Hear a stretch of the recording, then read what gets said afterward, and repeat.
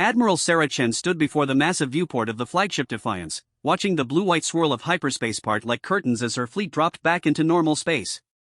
Before them stretched the Kepler Nebula, its crimson gases hiding the greatest secret in the galaxy, the true extent of human expansion. 6 centuries had passed since the Great Banishment, when the Galactic Council had scattered humanity to the wind like seeds from a dying flower. The council members had congratulated themselves on solving the human problem with surgical precision. They had stripped away humanity's primitive colonies, confiscated their crude starships, and cast the survivors into the most hostile regions of space. What they hadn't counted on was human stubbornness. "Admiral," came the voice of Commander Marcus Webb from behind her. "Long-range sensors are picking up the beacon. Omega Station is responding to our approach codes." Sarah nodded, her weathered face reflecting years of careful planning. At 63, she had dedicated her entire adult life to this moment. The child of exiles, she had grown up on the stories of Earth, of home, of a blue world that most humans now alive had never seen except in ancient recordings. "Signal the fleet," she said quietly. "It's time for the galaxy to remember what humanity looks like when we're truly free." The fleet that emerged from the nebula was unlike anything the galaxy had seen. 150 ships of impossible design, their hulls gleaming with metals that shouldn't exist, their energy signatures reading levels that defied known physics. These weren't the crude vessels the Council remembered. These were the products of 600 years of desperate innovation, forged in the crucibles of worlds where survival itself was a daily miracle. The flagship alone was larger than most Council space stations. Its hull, crafted from crystallized neutronium harvested from the cores of collapsed stars, could withstand direct hits from weapons that would vaporize planets. Its engines, powered by controlled miniature black holes, could bend spacetime itself to achieve speeds that made traditional faster-than-light travel look like a leisurely stroll. But the ships were just tools. The real weapon was the people inside them. Lieutenant Ana Rodriguez worked frantically at her station, coordinating the movements of 1,000 different systems with the ease of a pianist playing a familiar song. Her great-grandmother had been among the first exiles, cast out to die on the frozen wastes of Hestia Prime. Instead of dying, she had learned to extract water from ice that was harder than steel and heat from radiation that killed most species instantly. That was the human way. Turn poison into medicine. Turn exile into opportunity. Turn the impossible into the inevitable. "Tactical report," Sarah requested as the fleet moved deeper into the nebula. Major Tom Harrison, a giant of a man whose family had been banished to a high-gravity world where the very air could crush normal beings, looked up from his displays. "All systems green, Admiral. Quantum shields are holding steady. The new dark matter cannons are charged and ready. Our stealth systems are functioning perfectly, the Council won't know we're here until we want them to." Sarah smiled grimly. The irony wasn't lost on her. The Council had intended to scatter humanity across impossible worlds, believing that the harsh conditions would eliminate them within generations. Instead, those impossible worlds had become humanity's greatest teachers. On Frostvale, where temperatures dropped to near absolute zero, humans had learned to manipulate quantum fields to generate heat from nothingness.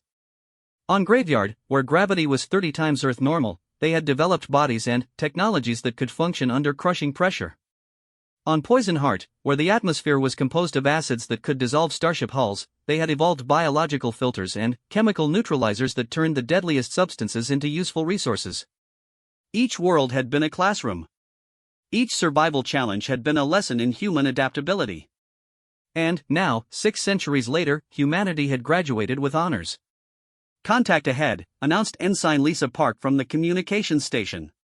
Her fingers danced across controls that existed in multiple dimensions simultaneously, a technology that the humans of Twisted Space had developed to navigate their reality-warped home. "Omega Station is requesting identification." "Open a channel," Sarah commanded. The viewscreen flickered to life, revealing a face that made several bridge crew members gasp in recognition. President Marcus Stone appeared before them, his features bearing the distinctive marks of someone born on Titan's deep, the subtle blue tinge to his skin that came from breathing an atmosphere rich in exotic particles, and the enhanced neural pathways that glowed faintly behind his eyes. "Admiral Chen," he said, his voice carrying the weight of 600 years of human determination. "Are we ready?" "The fleet is prepared, Mr. President," Sarah replied formally. Then, her voice softened slightly. "All of our people are eager to see home again." Stone nodded slowly. Behind him, the massive command center of Omega Station bustled with activity. The station itself was a marvel of human engineering, built inside a hollowed-out asteroid and powered by the controlled fusion of matter and antimatter. It served as the secret capital of the human Stellar Republic, a government that officially didn't exist according to Council records. The reconnaissance teams have confirmed it, Stone continued. The Council has grown complacent. Their fleets are scattered across their home systems, their weapons are centuries out of date, and their surveillance networks have massive blind spots. They become so convinced of their own superiority that they've forgotten the first rule of warfare: never underestimate your enemy. The bridge fell silent as the implications sank in. For 600 years, humanity had existed in the shadows, building their strength in secret, preparing for this moment. They had become the galaxy's greatest ghost story, rumors of impossible humans surviving in places where life shouldn't exist. But they weren't ghosts anymore. What's the status of the other fleets? Sarah asked. Fleet Beta is positioned at the Rim Gate, ready to secure our supply lines, Stone reported. Fleet Gamma is standing by at the void markers, prepared to cut off Council reinforcements from the outer territories. Fleet Delta is hidden in the Shattered Zone, waiting for your signal to begin the liberation of our old colonies. Sarah nodded, feeling the weight of history pressing down on her shoulders. This wasn't just about revenge, though the desire for justice burned bright in every human heart. This was about reclaiming their place in the galaxy, about proving that humanity deserved to exist among the stars. And the Council? She asked quietly. Stone's expression hardened. They're holding their grand assembly on Zephyr Prime in 72 hours. Every major species representative will be there, celebrating the 600th anniversary of the Great Banishment. They're calling it the Day of Galactic Purification. The bitter irony wasn't lost on anyone. The Council was preparing to celebrate the day they had tried to commit genocide against humanity, completely unaware that their intended victims had not only survived but thrived beyond their wildest nightmares. Then, we'll give them a celebration they'll never forget, Sarah said, her voice carrying the promise of justice delayed but not denied. Signal all fleets. Operation Homecoming begins in 71 hours. As the viewscreen went dark, Sarah turned back to the viewport. Somewhere beyond the nebula lay the galaxy that had cast them out, the civilization that had declared them unworthy of existence. The Council members slept peacefully in their perfect worlds, surrounded by their perfect technologies, convinced that they had solved the problem of human unpredictability centuries ago. They were about to discover just how wrong they had been. The human fleet moved through the nebula like sharks through dark water, their advanced stealth systems rendering them invisible to conventional sensors. Behind them, stretched across 1,000 hidden worlds, 6 billion humans waited for news that the long exile was finally over. The galaxy was about to learn that you couldn't kill an idea whose time had come. You couldn't destroy a species that turned every obstacle into an opportunity. And you definitely couldn't banish a people who viewed the impossible as just another problem to solve. Humanity was coming home. And, this time, they weren't coming as refugees or supplicants. They were coming as equals, backed by technologies that would make the Council's greatest achievements look like primitive tools. They were coming with 600 years of hard-won knowledge about survival, adaptation, and the unbreakable human spirit. The Great Banishment was about to become the Great Return. And the galaxy would never be the same. Dr. Elena Vasquez stepped through the airlock of the research vessel Prometheus onto what had once been humanity's most prosperous colony world. New Geneva should have been a thriving metropolis by now, its crystal spires reaching toward the stars, its gardens blooming with earth flowers transplanted across the void. Instead, she found ruins. The Zephyrian cleansing teams had been thorough 600 years ago. Where magnificent cities had once stood, only twisted metal and fused glass remained. The orbital stations had been reduced to debris fields that still sparkled like deadly snowflakes in the system's pale sunlight.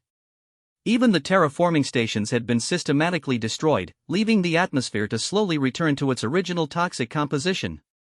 But Elena wasn't here for archaeology. Captain Morrison, she called into her comm unit as she adjusted the environmental suit that let her breathe the thin, poisonous air. The surface scans are confirming our intelligence reports.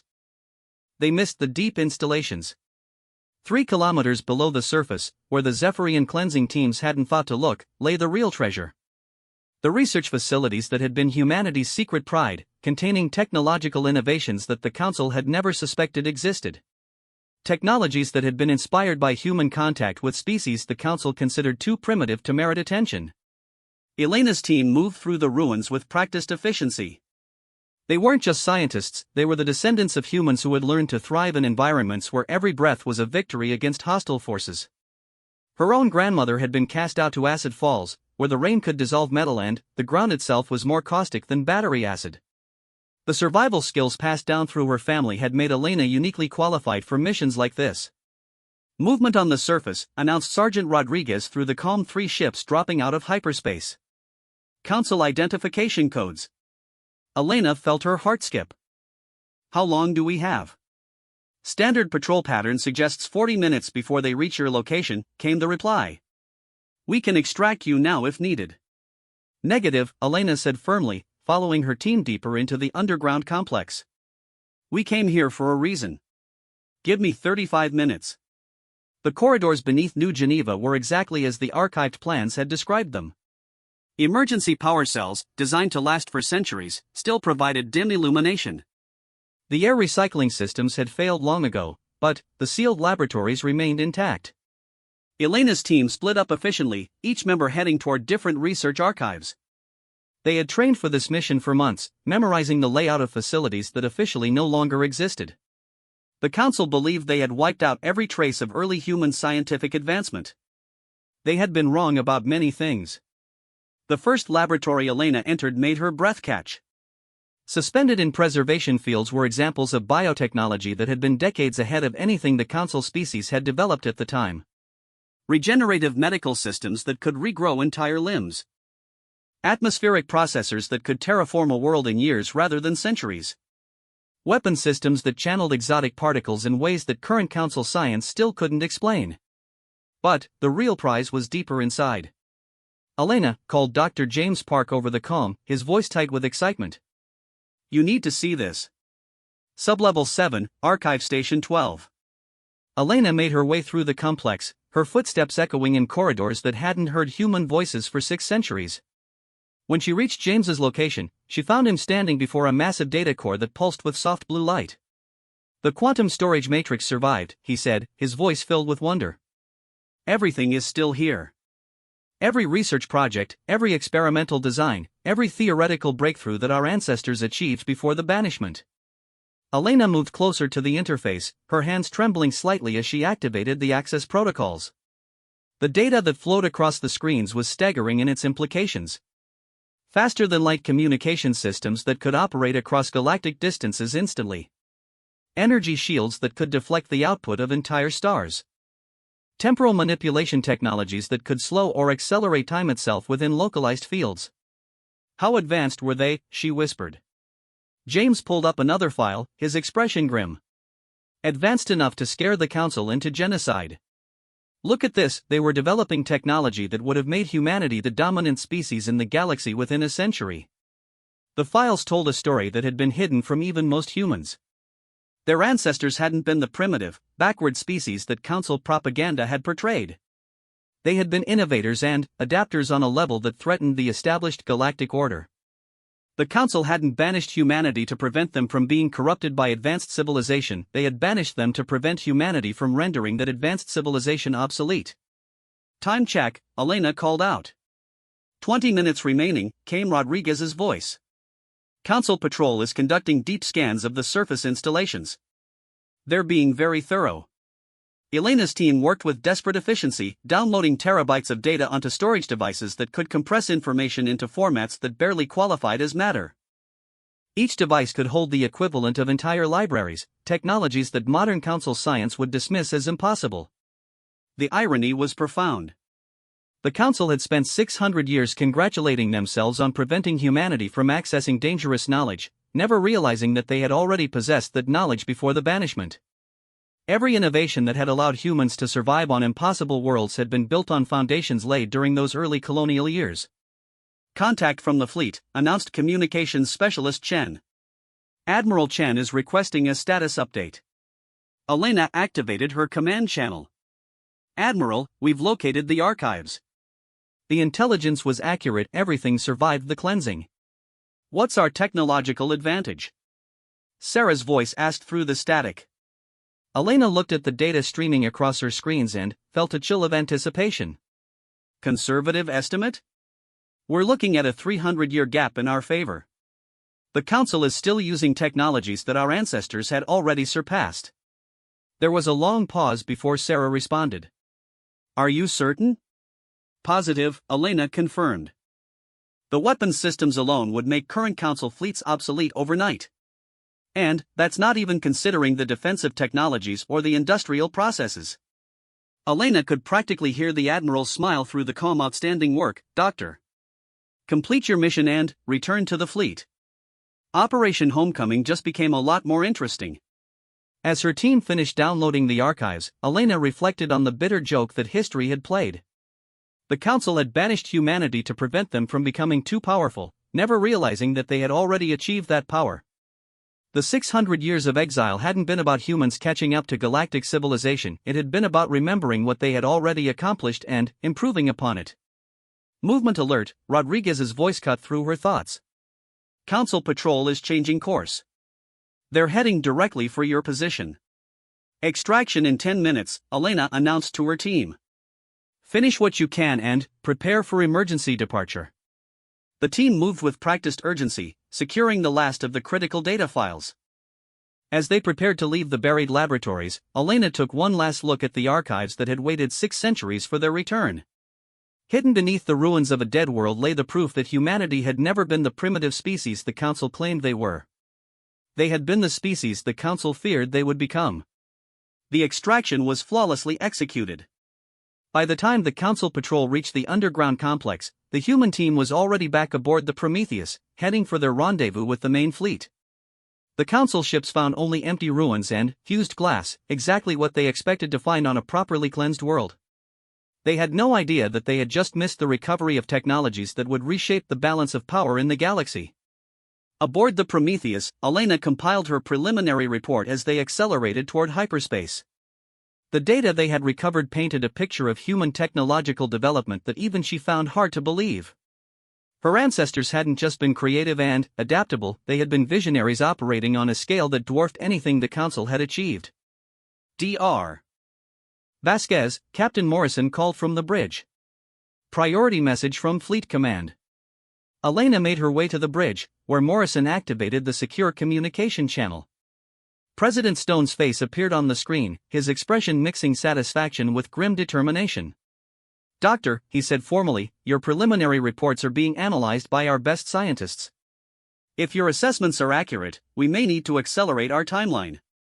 In what way, Mr. President? Stone's expression hardened. The Council Grand Assembly isn't just a celebration of the banishment. Our intelligence sources have uncovered evidence that they're planning a second phase.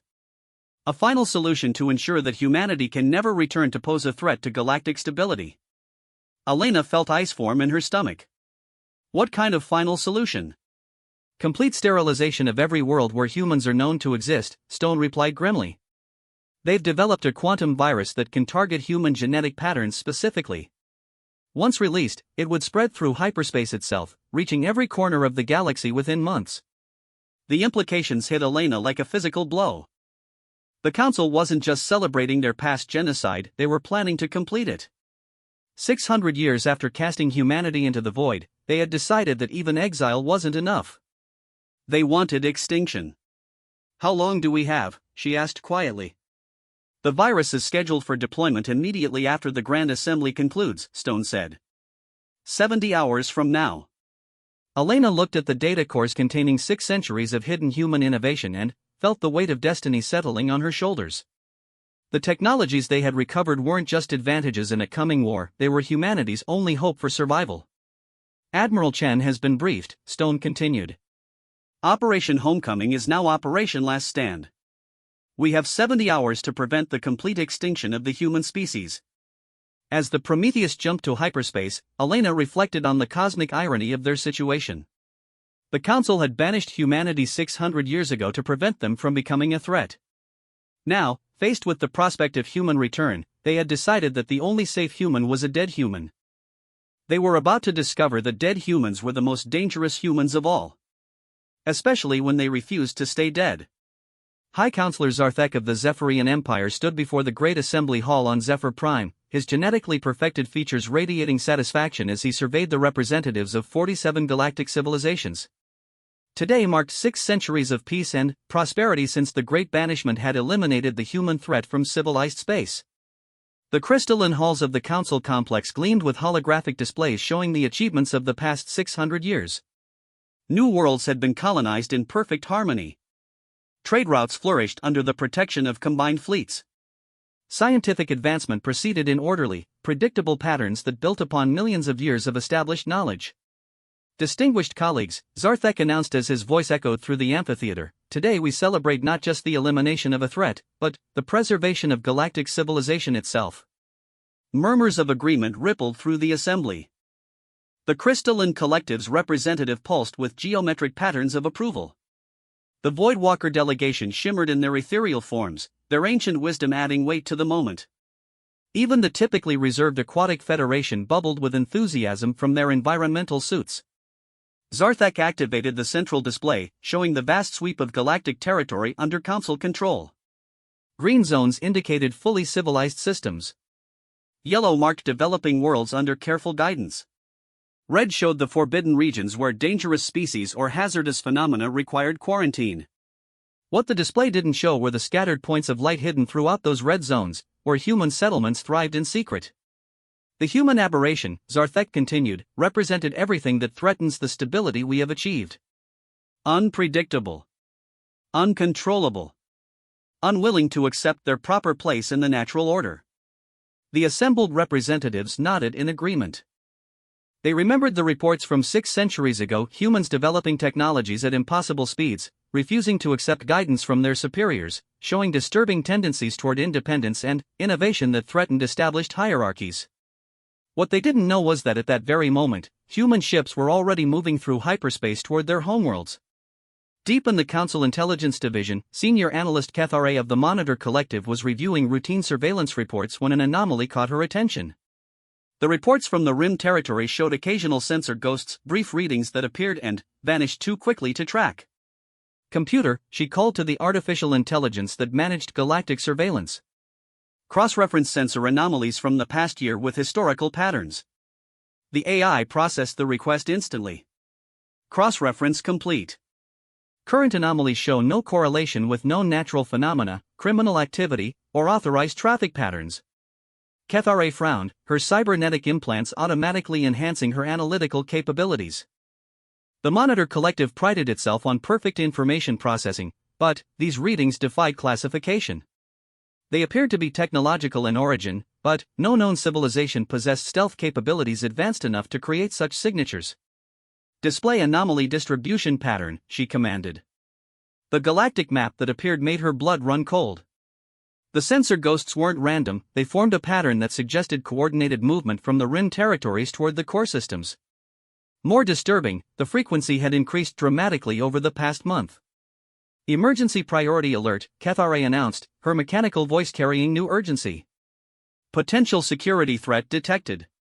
But, by the time her alert reached the appropriate authorities, the human fleets were already past the outer sensor nets. Admiral Sarah Chen stood on the bridge of the Defiance as her fleet dropped out of hyperspace at the edge of the Zephyr system. The planet ahead glowed like a blue-green jewel, its surface covered with the magnificent cities that served as the crown jewel of Council civilization. Stealth systems are holding, reported Commander Webb.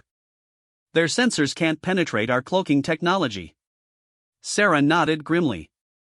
The irony wasn't lost on her that the very technology keeping them hidden had been developed on worlds where humans were forced to hide from natural predators that could track conventional energy signatures.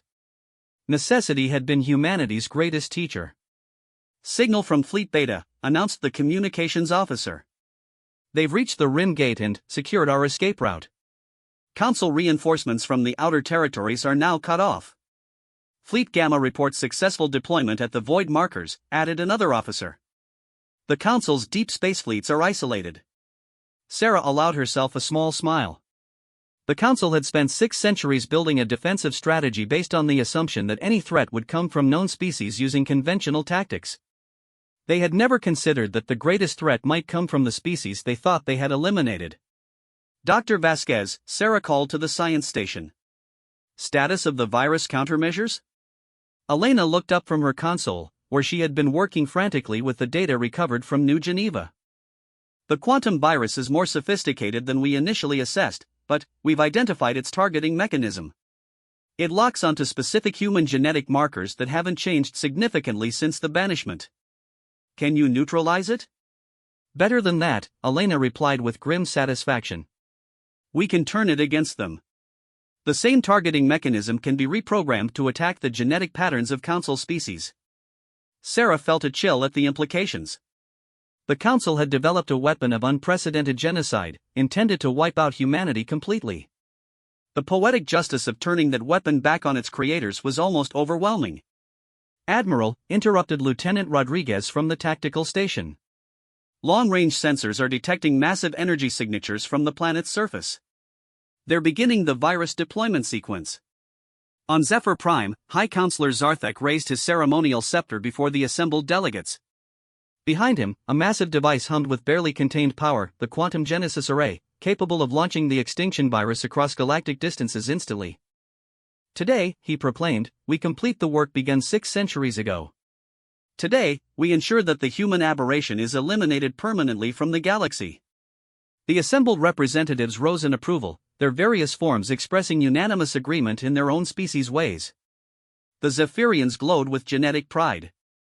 The crystalline collective chimed in harmonic resonance. The Voidwalkers pulsed with ancient satisfaction. None of them noticed the nearly invisible ships that had just decloaked in orbit above them.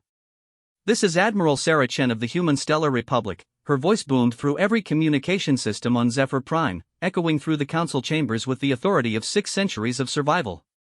By the power invested in me by 6 billion free humans, I hereby place this planet under arrest for crimes against sentient life.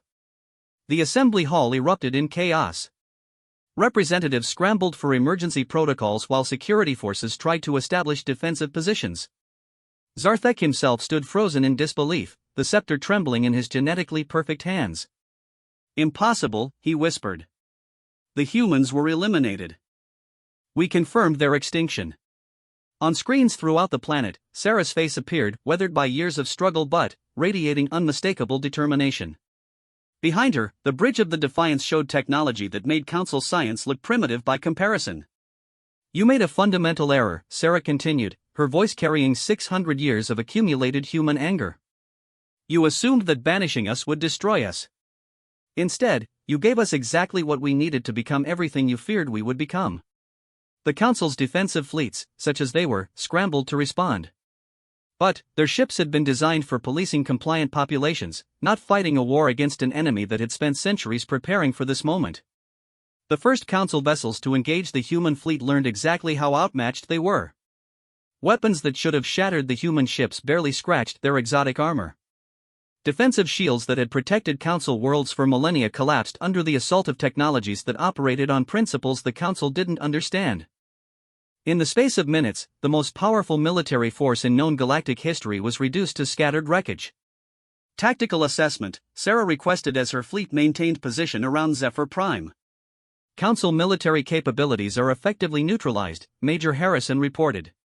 Their technology is approximately 6 centuries behind our current systems. They pose no meaningful threat to our operations. Sarah nodded, feeling the weight of history shifting around them. The Council had spent 600 years building their perfect civilization on the assumption that they had eliminated the only species capable of challenging their dominance. That assumption had just proved catastrophically wrong. Dr. Vasquez, she called. Can you access their virus deployment system? Elena's fingers danced across her console, breaking through Council security protocols with embarrassing ease. Accessing now. Admiral, they weren't just planning to deploy one virus, they've prepared 7 different variants, each designed to target different aspects of human biology. The scope of the planned genocide took Sarah's breath away. The Council hadn't just wanted to kill every living human, they had wanted to ensure that humanity could never evolve to resist their weapons. Can the system be reprogrammed? She asked quietly. Already working on it, Elena replied. But, Admiral, there's something else you need to see. The deployment system is connected to communication networks across the entire galaxy. When it activates, every world under Council control will receive a simultaneous broadcast. Sarah smiled grimly. The Council had built their virus deployment system to ensure that their genocide would be as public and terrifying as possible.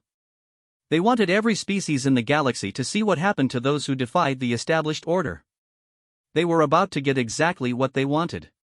"Patch me through to the Grand Assembly," Sarah commanded. On Zephyr Prime, Zarthek found himself staring at the face of humanity's return. The woman on his screen radiated the kind of confidence that came from surviving the impossible and thriving in conditions that would have killed any other species. "High Counselor," Sarah said, her voice deceptively calm. "I believe you were about to demonstrate your final solution to the human problem." "How?" Zarthek stammered. "You were scattered across the void. Your species should be extinct." Sarah's smile was sharp as a blade. "That's the thing about humans, Counselor. We don't know when to quit. You threw us into the worst conditions the galaxy had to offer, thinking it would destroy us. Instead, you gave us 600 years to become everything you were afraid we might be." Around the assembly hall, representatives of 47 species watched in growing horror as the implications became clear. The humans hadn't just survived, they had evolved. They had adapted. They had become the very threat the Council had tried to prevent. "You have a choice," Sarah continued. "Surrender now, and we can discuss terms for a peaceful transition to a new galactic order. Or continue with your genocide attempt and face the consequences." Zarthek's genetically perfect mind calculated the odds with crystalline clarity. The human fleet possessed technology centuries in advance of anything the Council could field. Their very presence proved that humanity had achieved everything the Council had feared and more. But genetic perfection came with its own weaknesses. Zephyrians had been bred for superiority, not adaptation. Faced with the impossible, they tended to choose destruction over acceptance. "Never," Zarthek declared, raising his scepter toward the virus deployment system. "If humanity cannot be controlled, then humanity must be destroyed." Sarah sighed sadly. "I was hoping you'd say that." The quantum virus began its deployment sequence, spreading outward from Zephyr Prime at faster-than-light speeds. But the targeting parameters had been subtly altered by Elena's intervention. Instead of seeking human genetic markers, it now locked onto the specific patterns that identified Council species. The galaxy was about to learn that the greatest danger to established civilization wasn't the species that challenged it from the outside. It was the species that had been forged by that civilization's own attempts to destroy it. The emergency session of the Galactic Council took place in a shielded bunker deep beneath Zephyr Prime's capital, as human ships maintained their orbital blockade above. High Counselor Zarthek sat at the head of the table, his genetically perfect features showing stress fractures that 6 centuries of breeding had supposedly eliminated. Around the table, representatives of the galaxy's most powerful civilizations struggled to comprehend their new reality. The quantum virus deployment had failed catastrophically, worse than failed, it had been turned back on them. 3 Council worlds had already reported widespread system failures as their own biological weapon targeted their populations. "Status report," Zarthek demanded, his voice carrying none of its usual authority. Admiral Kesri of the Voidwalker fleet materialized from her ethereal form just enough to speak. "Our military assessment is complete. The human technology advantage is not measured in years or decades, but centuries. Every engagement has resulted in complete tactical defeat." The crystalline collective's representative pulsed with angular patterns of distress. "Our computational models cannot explain their technological development rate. Based on their pre-banishment capabilities, they should have required millennia to achieve what they've demonstrated." "They had help," said a new voice from the chamber's entrance. Every head turned to see a figure that shouldn't have existed, a human walking freely in the heart of Council power. Captain David Park of the Human Intelligence Division entered the bunker as if he owned it, which, given the current military situation, he essentially did. "Who are you?" Zarthek snarled, though his genetically enhanced threat responses were noticeably muted in the presence of the human's relaxed confidence. "Captain Park, representing Admiral Chan and President Stone," David replied pleasantly. "I'm here to explain exactly how you created the very threat you tried to eliminate." David activated a holographic display that showed the galaxy 6 centuries ago, with human colonies scattered like bright sparks across a dozen systems. "When you scattered our people to die on impossible worlds, you made a fundamental miscalculation. You assumed that harsh environments would destroy us." The display shifted, showing the worlds where humans had been banished. Frozen Hestia Prime, where temperatures dropped below absolute zero. Gravitational Nightmare Titans Deep, where atmospheric pressure could crush starships. The radioactive hellscape of burning sky, where stellar radiation levels would sterilize most life forms instantly. Instead, David continued, you gave us the best teachers in the galaxy. Every impossible world became a laboratory. Every survival challenge became a lesson in adaptation. The assembled council members watched in growing horror as the display showed human settlements not just surviving, but thriving on worlds that their own species couldn't even visit in environmental suits. On Frozen Heart, we learned to manipulate quantum fields to generate heat from vacuum energy, David explained. On Crusher, we developed gravitational manipulation that makes your anti-gravity look like a child's toy. On Acid Rain, we mastered biochemistry that turned the most corrosive substances into useful resources. Zarthak's voice cracked slightly. Those worlds were chosen specifically because they were uninhabitable. David smiled sadly. To you, they were uninhabitable. To us, they were universities. And, were very good students. The holographic display shifted again, showing the secret growth of human civilization over 6 centuries. Hidden stations built inside asteroids. Underground cities carved into planetary cores. Generation ships that look like space debris from the outside but contained entire populations within. But the real breakthrough came when we stopped trying to think like you, David continued. Your species all evolved on predictable worlds, following predictable patterns. You developed science by building on what came before, step by careful step. Admiral Kesri flickered with unease. What did you do instead? We learned to think like humans, David replied. We stopped accepting that things were impossible just because they had never been done before. We started asking different questions. The display showed technical schematics that made the council representatives recoil in confusion. Engines that folded spacetime instead of traveling through it. Weapons that targeted the quantum foundations of matter itself. Shields that existed in multiple dimensions simultaneously. The quantum virus you tried to use against us? David said conversationally. We developed that technology 300 years ago. But, we used it to strengthen genetic diversity, not eliminate it.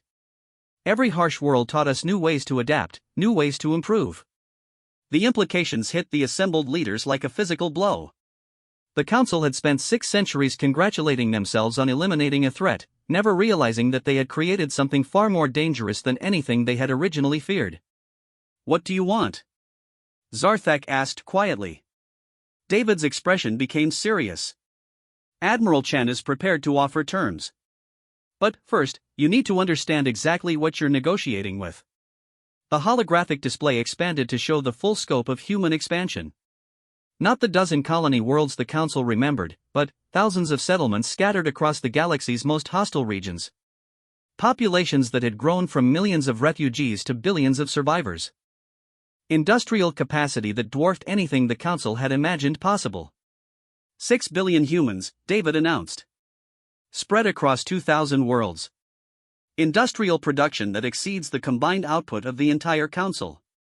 Military technology that makes your greatest achievements look primitive.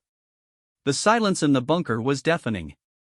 Impossible, whispered the Aquatic Federation's representative. Our models showed complete extinction within 2 centuries. Your models assumed we would follow the same patterns as your own species, David replied. You forgot that humans don't follow patterns. We create new ones.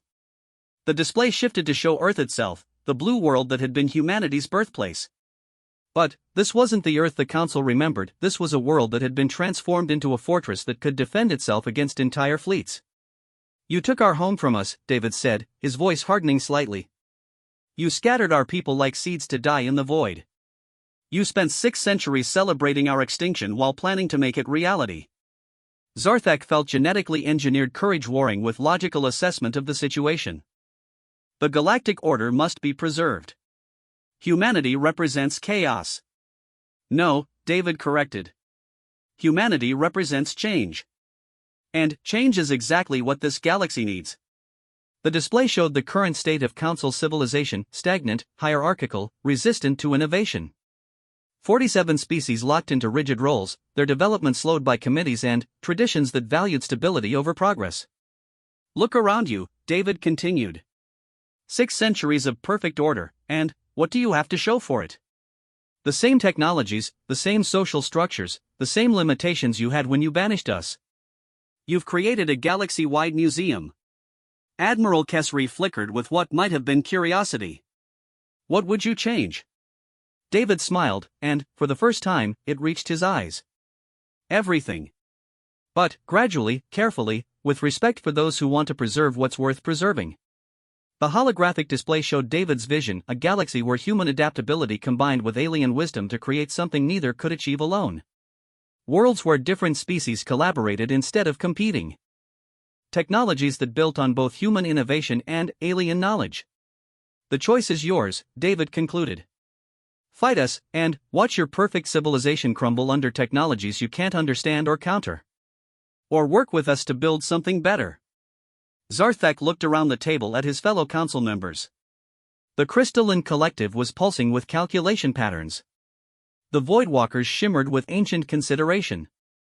The Aquatic Federation bubbled with nervous energy. What are your terms? He asked finally. David activated another display, showing a proposed governmental structure that incorporated both council experience and human innovation. Dissolution of the current council hierarchy. Establishment of a galactic federation with equal representation for all species, including humanity. Immediate cessation of all hostilities. Full disclosure of all council technologies in exchange for gradual sharing of human innovations. The terms were surprisingly reasonable, given the military situation. The humans could have simply conquered the galaxy by force, but they were offering partnership instead. And if we refuse? Admiral Kesri asked. David's expression became apologetic. Then, we'll do what humans do best, we'll adapt to the situation. But, I don't think anyone wants to see what that looks like. The threat was subtle but unmistakable. Humanity had survived and thrived under conditions that would have destroyed any other species. If forced to, they would survive and thrive in a galaxy at war, while their enemies might not. Zarthak felt the weight of 6 centuries of civilization pressing down on him. The choice before him wasn't just about political power, it was about the survival of everything the council had built. We need time to consider, he began. No, David interrupted gently. You've had 6 centuries to consider how to deal with humanity. We're offering you one chance to choose cooperation over conflict. The offer expires in 1 hour. The bunker fell silent as the implications sank in. Outside, human ships waited in orbit with weapons that could crack planets and technologies that operated on principles the Council barely understood. Below ground, the galaxy's greatest leaders faced the hardest decision in galactic history. Work with the species they had tried to exterminate, or face the consequences of their failure. The clock was ticking, and humanity had learned patience from 600 years of exile. But they had also learned that sometimes, patience had its limits. 5 years had passed since the Great Reconciliation, and the galaxy bore little resemblance to the rigid hierarchy that had once dominated civilized space. President Sarah Chen and former Admiral Chen stood on the observation deck of Unity Station, watching ships from dozens of species arrive for the annual Galactic Federation Assembly. The station itself was a marvel of cooperative engineering, built using both human adaptability and alien wisdom. Crystalline collective architecture provided the structural foundation, while human quantum manipulation created spaces that existed in multiple dimensions. Voidwalker energy systems powered technologies that Zephyrian genetic engineering had helped optimize for maximum efficiency. "Ma'am," announced Captain Rodriguez from behind her, "the final delegation has arrived. Earth's representatives are ready to present their proposal." Sarah nodded, still amazed by the changes 5 years had brought. Earth, humanity's birthplace and the symbolic heart of their return, was no longer the fortress world it had become during the long exile. Instead, it had transformed into something unprecedented, a truly multicultural world where species from across the galaxy worked together as equals. The irony wasn't lost on her. The Council had banished humanity to prevent them from changing galactic civilization. Instead, the banishment had forged humans into the perfect agents of that change. The Federation Assembly Hall could have held inside one of the old council chambers a dozen times over, but the space felt intimate rather than intimidating. Representatives sat in configurations that encouraged dialogue rather than hierarchy. The old elevated platform where council leaders had looked down on their subjects had been replaced with a circular arrangement where everyone could see everyone else as equals. The assembly recognizes President Chun of Earth, announced Federation Chancellor Vexhai, a Zephyrian whose genetic perfection had been voluntarily modified to include human adaptability genes. It was a change that would have horrified his ancestors, but which had made him one of the most effective leaders in galactic history. Sarah made her way to the center of the circle, carrying a device that would have seemed impossible 5 years earlier, a complete archive of human technological development, freely offered to all member species of the Federation. "Friends and colleagues," she began, her voice carrying easily through the chamber's acoustics. 5 years ago, we stood on the edge of galactic war. Today, we stand on the edge of possibilities that none of our species could achieve alone. The assembled representatives, hundreds of them from 63 different species, listened with the kind of attention that came from having witnessed what cooperation could accomplish. The past 5 years had seen technological advances that exceeded the previous 6 centuries of council rule. Today, Earth presents our proposal for the next phase of galactic exploration, Sarah continued. Project Beyond. The holographic display that materialized around the assembly showed the galaxy as they knew it, hundreds of thousands of star systems, billions of worlds, countless opportunities for growth and discovery. But the display didn't stop at the galactic rim. It extended outward, showing the vast emptiness of intergalactic space. For too long, Sarah explained, we've thought of the galaxy as the limit of our reach. But humans have never been good at accepting limits. Murmurs of excitement rippled through the assembly. The idea of leaving the galaxy itself was audacious beyond anything even human imagination had previously conceived. Former High Counselor Zarthek, now serving as the Zephyrian Federation representative, raised his hand to speak. The genetic modifications he had undergone to incorporate human adaptability had changed more than his biology, they had changed his entire perspective on what was possible. President Chen, he said, the energy requirements alone would exceed anything we've ever attempted. The distances involved are literally astronomical. Sarah smiled, recognizing the tone of someone who wanted to be convinced rather than someone looking to create obstacles. That's where human stubbornness meets alien brilliance. Dr. Vasquez, would you explain the breakthrough? Elena stepped forward, her appearance subtly altered by symbiotic organisms from the Aquatic Federation that allowed her to process information at enhanced speeds. Ladies, gentlemen, and assorted consciousness types, she began, we've solved the energy problem by refusing to accept that it was a problem. The display shifted to show technical schematics that combine human quantum manipulation with Voidwalker dimensional engineering and crystalline collective computational matrices. Instead of trying to travel between galaxies, we're going to bring galaxies closer together.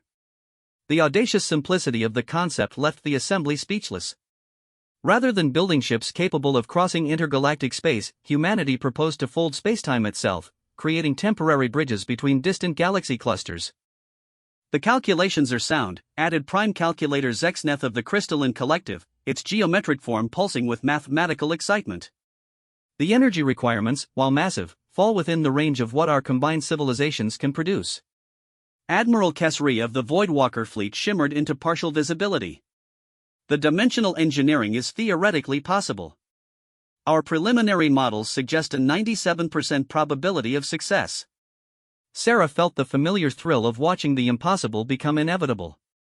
It was the same feeling she had experienced as a child, listening to stories of Earth and believing that someday humans would return home. The same feeling that had driven her ancestors to survive on worlds where survival should have been impossible. The proposal requires unanimous approval from all Federation members, she continued. This isn't a human project that happens to include aliens. This is a galactic civilization project that humans are honored to help lead. The debate that followed was spirited but collegial. Representatives asked hard questions about safety, resource allocation, and timeline management. But underlying every question was excitement about possibilities that had seemed forever beyond reach. The final vote was indeed unanimous. Project Beyond would begin construction within the year, with completion targeted for the 10th anniversary of the Federation's founding. As the assembly adjourned, Sarah found herself surrounded by representatives from dozens of species, all eager to discuss implementation details. The energy was infectious, the same kind of enthusiasm that had once driven human expansion before the banishment, now amplified by the wisdom and capabilities of an entire galaxy's worth of civilizations. President Chen called a familiar voice.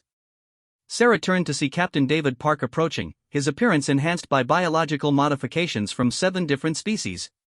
He had become the living symbol of cooperative evolution, carrying the best traits of multiple civilizations in a single form. "David," she replied warmly. "What's the word from the outer territories?" "Better than we hoped," he reported. "The survey teams have identified 3 galaxy clusters within practical range of our bridge technology. And, Sarah, the readings are incredible. One of them shows signs of active spacefaring civilizations." Sarah felt her heart skip a beat. The possibility of contact with entirely new forms of intelligence was both thrilling and terrifying. Humanity's first contact with galactic civilization had nearly resulted in their extinction. What would happen when they encountered species from completely different evolutionary environments? "How different?" she asked. David's expression mixed excitement with wonder. "Completely different. We're talking about civilizations that developed in galaxy clusters with different fundamental constants, different relationship between matter and energy, maybe even different numbers of dimensions." The implications were staggering. Project Beyond wasn't just about expanding their territory, it was about encountering forms of existence that might challenge every assumption they had about life, consciousness, and reality itself. "Recommendations?" Sarah asked. "Proceed carefully, but proceed," David replied without hesitation. "This is what we've been preparing for without knowing it. 600 years of learning to adapt to impossible conditions, 5 years of learning to cooperate with radically different species. We're as ready as we'll ever be." Sarah looked around the assembly hall, where representatives of dozens of species worked together with the easy familiarity of partners rather than the careful formality of former enemies. The banishment had been intended to destroy humanity's potential for disrupting galactic civilization. Instead, it had created the exact conditions necessary for that disruption to become transformation. "You know what the irony is," she said to David as they walked toward the station's command center. "What's that?" "The Council was right to fear us," Sarah replied with a smile. "We really were going to change everything. They just didn't realize that change could be improvement."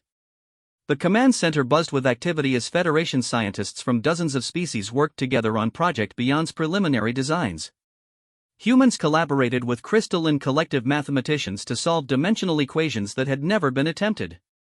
Voidwalker engineers shared spacefolding techniques with human quantum physicists.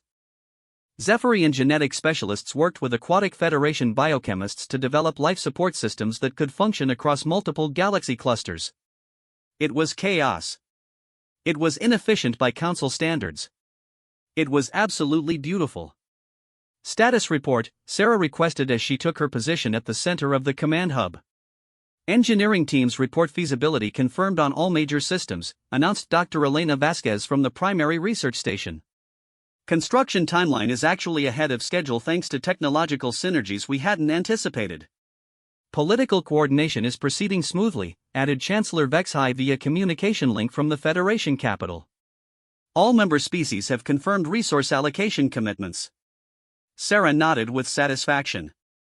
The galaxy that had once tried to eliminate humanity for being dangerously unpredictable was now voluntarily following human leadership into the greatest adventure in galactic history. "Any second thoughts?"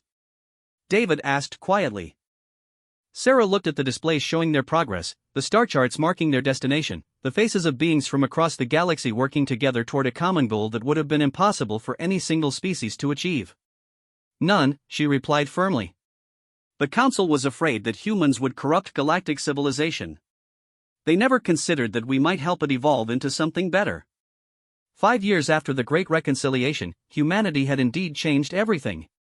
But, instead of destroying the old galactic order, they had helped transform it into something that honored both stability and growth, both wisdom and innovation, both individual excellence and cooperative achievement. The banishment had ended not with humanity's return to their old place in the galaxy, but with the galaxy's transformation into something worthy of humanity's potential. And, now, together, they were ready to discover what lay beyond the stars themselves. The greatest human adventure was just beginning. And, this time, they wouldn't be making the journey alone.